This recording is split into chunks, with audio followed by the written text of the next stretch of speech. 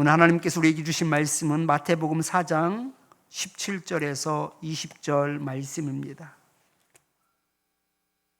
17절에서 20절 말씀을 한 절씩 교독하겠습니다. 이때부터 예수께서 비로소 전파하여 이르시되 회개하라 천국이 가까이 왔느니라 하시더라.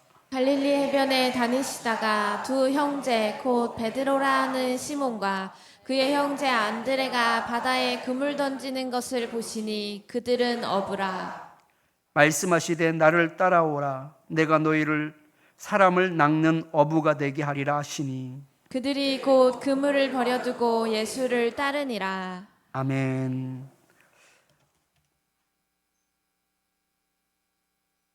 우리 서로 바라보면서 인사합시다. 머뭇거리지 맙시다.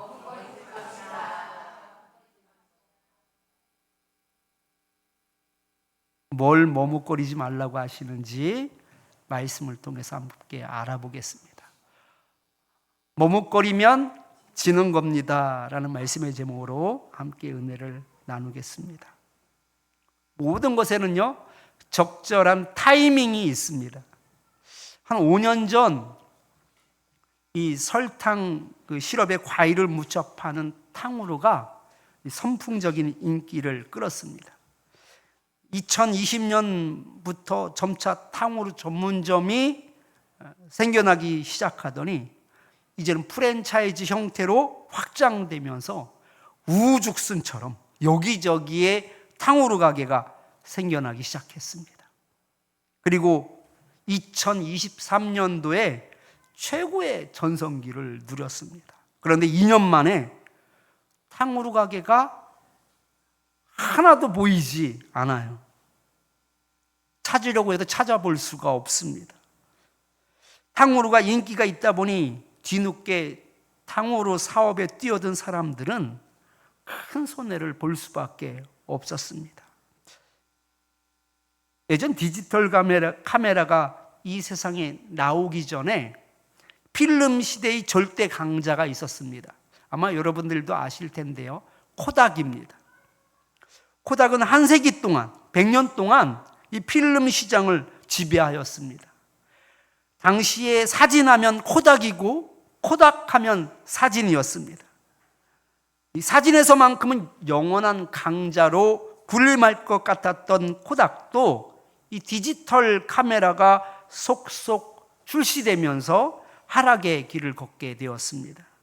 그런데 코닥도 알고 보면은요, 회사를 일으킬 수 있는 절호의 기회가 아예 없었던 것은 아닙니다. 코닥은 디지털 카메라가 나오기 훨씬 전, 그러니까 1975년도에 세계 최초로 필름이 없는 디지털 카메라를 발명하고 시제품을 만들었어요. 1975년에 디지털 카메라를 만든 거예요. 그런데 문제는 뭐냐면 디지털 카메라를 만들어서 팔게 되면 뭐가 안 팔리는 거예요? 필름이 안 팔리게 되는 거예요. 그런데 아쉬울 것이 하나도 없었거든요. 세계를 거의 독점하다 하고 있었기 때문에 필름을 팔기 위해서는 또 사진을 인화하는 사업을 계속 확장시키기 위해서는 이 디지털 카메라를 만들어 놓고도 비밀로 할 수밖에 없었습니다. 그런데 2000년대 초반 디지털 카메라가 대중화되면서 코닥은 뒤늦게 그 디지털 카메라에 뛰어들었지만 이미 시장은 경쟁사들로 포화 상태였습니다. 어떻게 됐을까요? 결국 코닥은 2012년 파산보호 신청을 하고 몰락의 길을 걷게 되었습니다. 사진을 찍는데 필름 외에 다른 것은 생각도 하지 못하던 때에 그 빠르게 디지털 카메라를 발명해 놓고도 결국은 타이밍을 놓치는 바람에 몰락의 길을 걸었다라는 것이죠. 비즈니스는 이런저런 이유로 머뭇거리다가 한순간에 폭망을 하기도 합니다. 근데 신앙도 타이밍이 중요합니다. 오늘 말씀을 통해 하나님의 때를 분별하고 그 뜻에 민감하게 반응하는 지혜가 여러분 안에 가득하기를 축복합니다. 하루는 예수님께서 갈릴리 해변을 다니시다가 고기를 잡고 있는 베드로와 안드레를 보시고는 나를 따르라며 그들을 부르셨습니다. 사람이 누울 자리를 보고 뭐를 뻗는다라고 말해요? 다리를 뻗는다라는 말이 있습니다. 주변 환경을 충분히 고려하지 않고 섣불리 행동하면 자칫 타인에게 불편을 주기도 하고 또 자신에게도 해가 될 수 있다라는 교훈을 담고 있습니다. 그런 의미에서 예수님을 보면 누울 자리를 보고 다리를 뻗는 것이 아니라 막 던지는 것 같습니다. 베드로와 안드레가 할 일이 없이 놀고 있던 사람들이 아닙니다. 가정을 책임지고 일터에서 지금 일을 하고 있었던 것이지요. 그런데 그 일 그만두고 나를 따르라는 말이 여러분 쉽게 나올 수 있겠습니까? 형편이 너무나 뻔합니다. 그런데도 예수님은 가정을 책임지고 일을 하고 있던 베드로와 안드로에게 그 일 그만두고 나를 따르라며 부르신 겁니다. 그때 베드로와 안드레가 어떤 결정을 내렸는지 20절 말씀을 함께 읽겠습니다. 그들이 곧 그물을 버려두고 예수를 따르니라. 아멘. 곧 그물을 버려두고 예수를 따랐다라고 말씀하고 있습니다. 물론 베드로와 안드레가 예수님의 말씀만 듣고 따라 나선 것은 아닙니다. 공관복음에서는 그들의 첫 만남이 생략되어 있지만 이번 만남이 처음이 아닙니다. 실제로는 그 이전에 이미 예수님과 깊은 교제가 있었습니다. 안드레는 원래 세례 요한의 제자였고 또 요단강 근처에서 예수님을 처음 만나게 됩니다. 그는 예수님이 머무시는 곳까지 따라가서 예수님과 함께 시간을 보내며 그 말씀을 들었고 그 자리에서 예수님이 메시아라는 확신을 얻게 되죠. 그리고는 그가 처음 한 행동이 바로 형제 시몬에게 찾아가서 우리가 예수님을 만났다, 메시아를 만났다라고 말을 하며 그를 예수님께로 데려갔기도 했었습니다. 그때 예수님께서는 시몬에게 베드로라는 새로운 이름을 지어주셨습니다. 이후 베드로와 안드레는 갈릴리 바다로 돌아가서 본업인 그 어부의 삶을 이어가고 있었을 때 그때 예수님께서 다시 그들을 찾아오셔서 나를 따르라고 정식으로 부르신 겁니다. 이미 예수님이 누구신지 알고 있던 그들은 바로 주님의 부르심에 주저하지 않고 즉시 그물을 버려두고 예수님을 따르게 된 것입니다. 그러나 예수님이 메시아라는 사실을 알고 있었다 해도 그 부르심에 즉시 반응하며 모든 것을 내려놓고 따를 수 있는 사람은 그리 많지 않습니다. 다른 사람들은 예수님의 메시아라는 것을 몰랐기 때문에 따르지 않은 것이 아닙니다. 가정이 있고 또 직장이 있고 무엇보다 자기가 세운 인생 계획이 있기 때문에 최소한 예수님을 따른다라고 할지라도 떠날 준비를 마치고 예수님을 따라야 한다라고 생각을 합니다. 그래서 많은 사람들은 나를 따르라는 말씀에 머뭇거릴 수밖에 없는 것이죠. 우리도 마찬가지입니다. 곧바로 순종하지 못하고 머뭇거릴 때가 얼마나 많습니까? 답을 몰라서가 아닙니다. 각자가 다 사정이 있기 때문에 그렇습니다. 그래서 우리는 만일 예수님 우리 사정을 보면 이해하실 거라며 머뭇거리는 것에 대해 자기 합리화를 하기도 합니다. 베드로와 안드레는 바닷가에서 취미 생활을 하고 있었던 것이 아닙니다. 특별히 갈릴리 지역 사람들은요, 유대 지역과 다르게 매우 가난한 사람들이 살고 있었습니다. 고기를 잡는 일이 직업이었고 그 일을 해야 일용할 양식을 구할 수 있었습니다. 그렇다면 베드로와 안드레의 사정도 고려하지 않으시고 부르신 예수님이 잘못하고 계시는 걸까요? 예수님이 베드로의 사정을 알고 계셨음에도 불구하고 부르셨다면 오히려 더 확실하게 선택할 수 있는 겁니다. 예수님께서 우리의 딱한 사정과 형편을 충분히 아시면서도 부르신다면 우리는 더 이상 고민할 필요 없이 순종하면 되는 것이죠. 왜냐하면 그 부르심은 우리의 상황을 고려한 끝에 주어진 것이기 때문입니다. 다시 말해서 우리가 사정을 고려할 필요가 없다라는 것입니다. 그런데 우리는 끝까지 내 사정은 내가 해결해야 할 문제라고 생각합니다. 중요한 것은 하나님께서 내 형편을 다 아신 상태에서 말씀하고 계신다라는 사실을 우리가 믿어야 합니다. 이스라엘 백성들이 모압 평지를 떠나 요단강 앞에 섰을 때는 우기였습니다. 요단강은 범람하고 있었습니다. 하나님은 이 모든 상황을 알고 계셨음에도 불구하고 언약궤를 맨 제사장들에게 말씀하시기를 그 발바닥을 물에 담그라고 명령하십니다. 그 발이 물에 닿는 순간 위에서부터 흘러내리던 물이 멈추게 될 것이고 마른 그 강 바닥으로 너희들이 건너게 될 것이다 라고 말씀하신 것입니다. 지금의 상황에서는 도저히 발을 담글 수 없어 보일지라도 하나님은 그 모든 형편을 아신 채로 말씀하신 것이지요. 이는 곧 상황과 여건을 초월하여 믿음으로 발을 내디드라는 뜻입니다.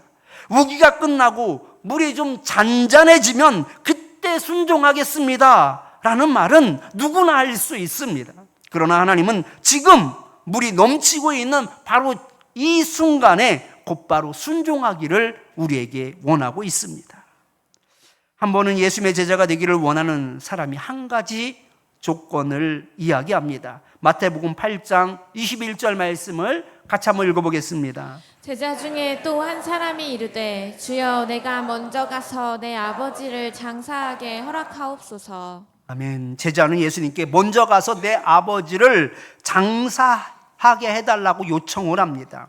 이 말이 지금 막 돌아가신 아버지를 장례하겠다는 뜻인지 아니면 앞으로 돌아가실 때까지 내가 아버지를 잘 모시다가 장례를 마치면 내가 예수님을 따르겠다라고 하는 뜻인지 정확하게 이야기하고 있지는 않지만 유대인의 장례가 보통 하루 이내에 치러졌다라는 것을 고려하면 아버지가 지금은 살아계셔서 제자가 효를 다한 후에 예수님을 따르겠다라는 뜻으로 보입니다. 다시 말해 그는 가정의 책임을 먼저 감당하고 여건이 다 갖춰지면 그때 예수님을 따르겠다라는 지금 입장을 보인 겁니다. 충분히 이해할 수 있는 태도이며 인간적으로 납득이 되는 요청입니다. 예수님께서도 그 사정을 헤아리시고 배려하실 것 같은 생각이 들기도 합니다. 하지만 예수님의 반응은 매우 단호했습니다. 마태복음 8장 22절 말씀을 같이 한번 읽어보겠습니다. 예수께서 이르시되 죽은 자들이 그들의 죽은 자들을 장사하게 하고 너는 나를 따르라 하시니라. 아멘. 예수님께서는 우리의 형편이나 사정을 핑계 삼아 하나님의 일을 미루지 말라고 지금 말씀하고 있습니다. 세상적인 일은 영적으로 죽은 자들에게 맡기고 너는 그 모든 것을 뒤로 한 채 나를 따르며 하나님의 일을 감당하라고 하신 것입니다. 곧바로 순종하지 못하고 이런저런 사정을 따지며 머뭇거리다 보면 결국 하나님의 뜻을 따를 수 없습니다. 이스라엘 백성들이 출애굽 후 가나안 땅에 들어가기 직전 모세는 각 지파에서 한 사람씩 총 12명을 정탐꾼으로 가나안 땅에 보냅니다. 그 땅을 40일 동안 살피고 돌아와서 그들이 부정적인 보고를 하였습니다. 그 이유는 셀 수 없이 많았습니다. 그 땅은 거민을 삼키는 땅이다. 그 땅의 백성은 장대한 자들이다. 성읍은 견고하고 매우 크다. 우리는 그들을 이길 수 없다. 우리는 그들 앞에 메뚜기 같다라는 등등 현실적인 두려움과 불신이 가득한 보고를 하게 되죠. 이런 얘기를 들은 백성들은 하나님의 명령에 따라 가나안 땅으로 진격할 수 없었습니다. 하나님께서 명령하셨기 때문에 곧바로 순종을 했다면 가나안 땅을 차지할 수 있었을 겁니다. 그런데 그들은 주저했습니다. 그들도 나름대로 곧바로 순종하지 못한 사정이 있습니다. 이스라엘 백성들은 힘도 써보지 못하고 그 땅에서 죽을까 두려워했던 것이지요. 이스라엘 사람들뿐만 아니라 누구라도 그 눈앞의 형편을 따지면 절대로 순종할 수 없습니다. 이스라엘 백성들이 순종하지 못한 결과는 참혹했습니다. 20세 이상의 성인들은 모두 하나님께서 약속하신 땅에 들어가지 못하고 그 광야에서 생을 마감하게 되었습니다. 이처럼 많은 사람들이 하나님의 말씀을 들었음에도 불구하고 환경을 보고 사정을 보면서 순종을 뒤로 미루게 됩니다. 왜 하나님이 이 모든 것을 모르시겠습니까? 하나님도 저들이 거인 족속이라는 것을 너무나 잘 알고 있습니다. 저들의 성읍이 크고 견고하다라는 것도 너무나 잘 알고 계십니다. 그럼에도 불구하고 이런 사정 저런 사정 핑계대지 말고 말씀에 의지하여 곧바로 순종하기를 원하시는 것입니다. 하나님께서 말씀하실 때 머뭇거리지 않고 곧바로 순종하는 것이 진정한 믿음인 것이지요. 아브라함은 달랐습니다. 하나님께서 너는 너의 고향과 친척과 아버지의 집을 떠나 내가 내게 보여줄 땅으로 가라라고 말씀하셨을 때 그는 곧바로 순종하여 가나안 땅을 향해 떠났습니다. 머뭇거림도 계산도 없었습니다. 말씀 앞에서 즉시 반응하게 되지요. 그뿐만이 아닙니다. 하나님께서 아들 이삭을 제물로 바치라고 하셨을 때도 아브라함의 마음에는 수많은 생각이 떠오르고 이런 핑계 저런 핑계 댈 수 있었습니다. 어떻게든 반박하고 싶었을 수도 있고 어떻게 해서든지 하나님을 설득하고 싶었을지도 모릅니다. 그러나 그는 자신의 감정이나 상황을 따지지 않았습니다. 창세기 22장 3절 말씀을 같이 한번 읽어보겠습니다. 아브라함이 아침에 일찍이 일어나 나귀의 안장을 지우고 두 종과 그의 아들 이삭을 데리고 번제에 쓸 나무를 쪼개어 가지고 떠나 하나님이 자기에게 일러주신 곳으로 가더니. 아멘.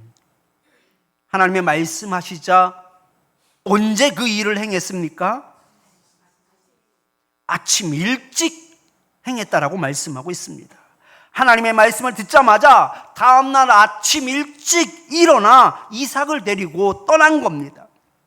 아니 양이라도 한 마리 잡아 맛있게 요리를 먹인 뒤에 가도 늦지 않습니다. 그것도 충분히 대단히 빠르게 순종하는 것 아니겠습니까? 하나님께서 왜 아침 일찍 떠나지 않았느냐라고 책망하실 일도 없습니다. 그런데도 아브라함이 아침 일찍 이삭을 데리고 떠난 이유가 있습니다. 자신의 연약함을 알기 때문입니다. 혹 지체하다가 마음이 바뀔까봐, 혹 아내 사라가 눈치라도 챌까봐 그는 지체할 수가 없었습니다. 아브라함이 즉시로 순종하여 아침 일찍 떠난 것은 하루라도 더 빨리 이삭을 번제로 드리기 위해서가 아닌 것이지요. 하나님의 말씀에 반드시 순종하기 위해서 내린 결단이 바로 아침 일찍 이삭을 데리고 떠난 것이었습니다. 그래서 온전히 그는 순종할 수 있었던 것이지요. 여러분, 자녀를 키워보셨다면 잘 아실 겁니다. 식탁이 어질러져 있어서 식탁 좀 깨끗이 닦아 라고 말하면 아이들의 반응이 두 가지로 나뉩니다. 하나는 네 라고 말하고 바로 그 식탁을 닦는 경우가 있는데요.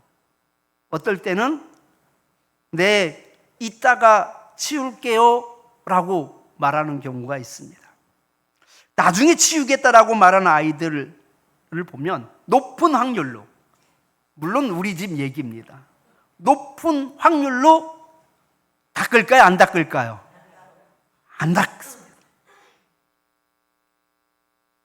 물론 그 순간에는 정말 치울 마음이 있었을 겁니다. 하지만 시간이 지나면서 귀찮아지고 또 민기적거리다가 결국은 깜빡 잊고 넘어가게 되는 것이지요. 신앙도 마찬가지입니다. 예수님의 제자가 된다는 것은 특별한 자격을 갖춘 사람이 되는 것이 아닙니다. 예수님을 믿는다는 것 자체가 곧 예수님의 제자가 되는 것을 의미합니다. 단지 주일 예배만 드리며 신앙생활을 하며 타협하는 것이 믿음이 아닙니다. 믿는다라는 것은 곧바로 순종하고 따르는 것입니다. 하나님의 말씀 앞에서 머뭇거리지 않고 즉시 반응하는 것, 그것이 진짜 믿음이고 제자의 삶입니다. 오늘 말씀을 준비하면서 곧바로 순종하는 것은 마치 의식을 잃은 채 달리는 차량을 보고 망설이지 않고 자신의 차를 앞세워 막아서는 것과 같다라는 생각을 했습니다. 뉴스에서 나온 얘기인데요. 고속도로에서 1톤 트럭이 조금씩 옆으로 기울어져 가더니 중앙분리대를 들이받는 거예요. 중앙분리대를 들이받으면 그 다음에 어떻게 해요? 보통 일반적으로 뭐 핸들을 꺾는다든지 갓길에 댄다든지 그래야지 되는데 중앙분리대를 계속 밀고 나아가는 거예요. 그래서 뒤에서 이상하다 싶어서 추월을 하면서 운전수를 보았더니 그 운전하는 사람이 의식을 잃어버리고 있었던 거예요. 어떻게 해야지 되나요? 근데 이 사람은요, 지체하지 않고 그걸 앞질러서 그 앞에다가 자기 차를 막아 세운 겁니다. 여러분, 이게 쉬운 얘기가 아니에요. 그리고 유리창을 깨고 그 문을 열어서 그 사람을 즉시 심폐소생술을 시행했습니다. 그래서 그 운전수가 살 수 있었어요. 근데 만일 의식을 잃었네? 근데 내가 이 차를 세우면 내 차가 망가질 텐데 그럼 보험은 어떻게 되지? 자차 보험을 해야지 되나? 아니면 내가 이 차를 세운 것은 다 의도가 있었기 때문에 저 차 보험회사가 다 물어줄라나? 이런저런 생각을 했다면 여러분, 앞에 가서 세울 수 있을까요? 세울 수 없는 거죠. 그런데 이 사람은요, 얼마나 멋있는지 지체하지 않아요. 고민하지 않아요. 만약에 거기에 자기 생각이 들어가고 고민하였다면 어떻게 하다가 그냥 지나갈 수밖에 없는 상황이 만들어졌을지도 모릅니다. 그런데 본능적으로, 마치 본능적으로 살려야지 되겠다, 저 사람 살려야지 된다라는 생각만 가지고 그 앞에 차를 막아 세웠던 것이지요. 우리의 영혼도 마찬가지입니다. 즉각적인 순종이 우리의 영혼에 생명을 불어넣게 됩니다. 반대로 이런 사정 저런 사정 핑계를 대고 머뭇거리게 된다면 우리의 영혼은 생명력을 잃고 무기력해질 수밖에 없습니다. 제자로서 살 수가 없을 뿐만 아니라 어쩌면 광야에서 죽어갔던 이스라엘 백성들처럼 우리도 그렇게 죽을 수밖에 없을지도 모릅니다. 내가 해야 할 영적인 일을 뒤로 미루면서 자신을 정당화시키지 마십시오. 하나님도 내 사정을 아시니 이해하실 거라며 자신을 정당화하려고 하는 말에 속지 마십시오. 예수님께서 여러분을 부르실 때 누가 봐도 지금은 도저히 따를 수 없는 상황처럼 보여도 믿음으로 즉각적으로 순종해 보십시오. 그물을 버려서는 안 되지만 믿음을 따라 그 그물을 던져 버려 보십시오. 그리고 예수님을 한번 선택해 보십시오. 돈이 없어서 힘들어요. 시간이 도저히 안 돼요. 지금은 너무 벅찬다고 핑계대지 마시기 바랍니다. 그것은 바로 우리가 영적으로 속고 있는 것입니다. 큰일이 날 것 같고 문제가 바로 터질 것 같지만 절대로 그렇게 되지 않습니다. 왜냐하면 예수님은 여러분들의 모든 상황을 이미 아신 상태에서 그럼에도 불구하고 여러분들에게 지금 사명을 주시고 있는 것이기 때문입니다. 그렇다면 우리는 어떻게 살아야 이 현실의 무게를 뛰어넘어 즉각적으로 순종하는 믿음의 삶을 살아갈 수 있을까요? 하나님의 음성에 귀를 기울이는 그 영적 민감함과 함께 믿음의 눈으로 세상을 볼 수 있어야 합니다. 하나님께서 우리의 마음에 감동을 주실 때가 있습니다. 이때 믿음의 눈으로 세상을 볼 수 있어야 합니다. 믿음의 눈으로 본다라는 것은요, 현실을 무시하는 말이 아닙니다. 현실을 인정하되 현실을 뛰어넘는 믿음의 눈을 가져야 하는 것이지요. 하나님은 여러분이 돈이 부족한 것도, 시간이 빠듯한 것도, 감당하기 어려운 상황에 있는 것도 다 알고 계십니다. 그럼에도 불구하고 여러분을 부르셨다면 그 부르심 앞에 머뭇거리지 말고 즉각적으로 순종해 보십시오. 나머지 문제는 하나님께서 친히 해결해 주실 것입니다. 지난 여름 종교인 수련회 때 우리 서시자 집사님께서 가장 좋은 과일을 여러 상자 헌물해 주셨습니다. 나중에 다른 분을 통해 들은 이야기인데요, 집사님께서 이렇게 말씀하셨대요. 돈이 있어서 한 게 아니라 마음이 있으면 하는 거라고. 맞습니다. 순종은 여건이 갖추어져서 하는 것이 아닙니다. 분위기가 무르익었기 때문에 하는 것이 아닙니다. 순종은 상황이나 여건과 관계없이 마음이 움직일 때 믿음으로 반응하는 것입니다. 진짜 믿음이란 하나님께서 감동을 주실 때 상황을 따지지 않고 그물을 던져버리고 예수님을 따라가는 것입니다.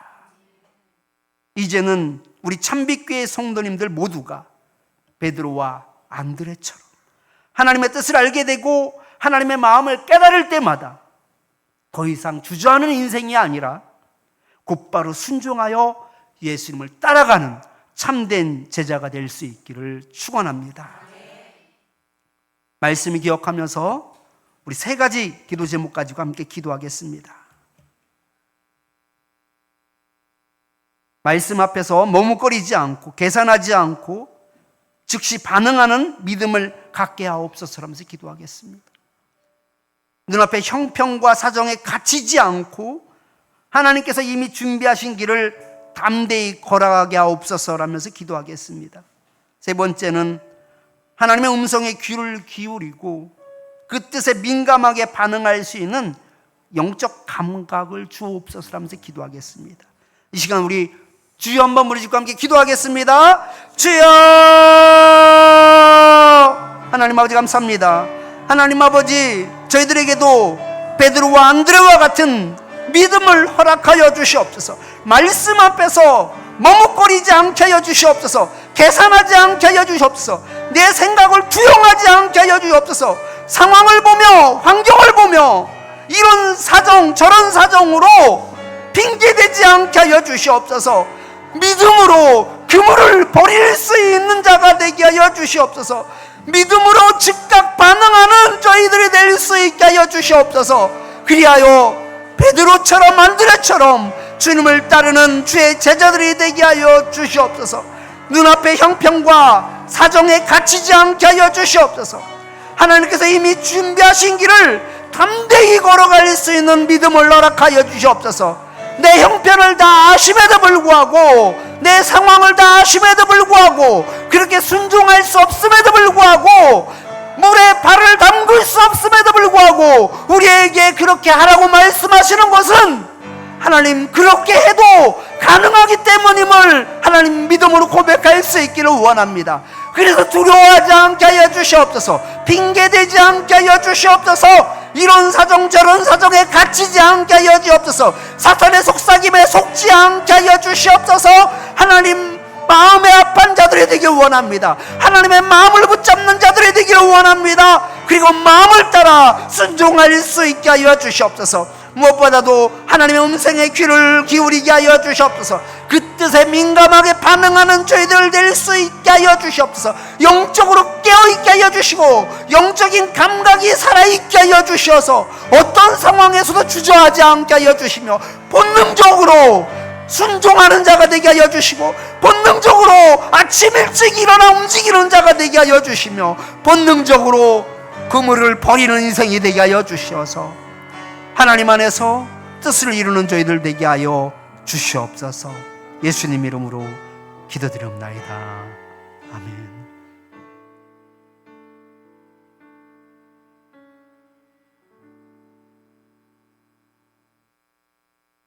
하나님이 주시는 마음이 생길 때마다